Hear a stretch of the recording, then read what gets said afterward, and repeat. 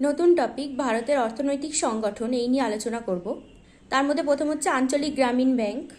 এই আঞ্চলিক গ্রামীণ ব্যাংক 1975-এর 2রা অক্টোবর প্রতিষ্ঠা করা হয়। এটি প্রথম হচ্ছে উত্তরপ্রদেশের গোরখপুর আর পশ্চিমবঙ্গের মালদায় প্রতিষ্ঠা করা হয়েছিল।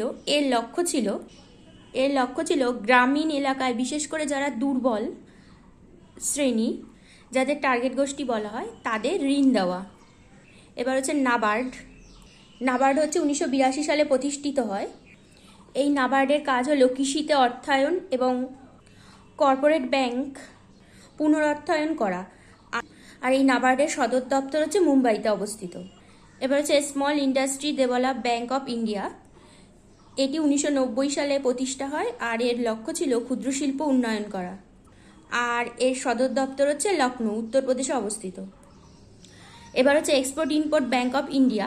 এটা হচ্ছে 1982 সালে এটার প্রতিষ্ঠা করা হয়। এটার কাজ হচ্ছে আন্তর্জাতিক স্তরে অর্থের যোগান দেওয়া।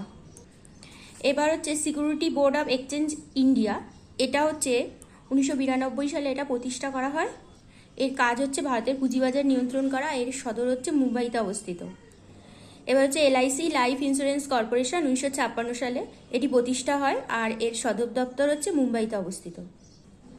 এই ছিল ভারতের সংগঠন মানে অর্থনৈতিক সংগঠন নিয়ে সংক্ষিপ্ত আলোচনা।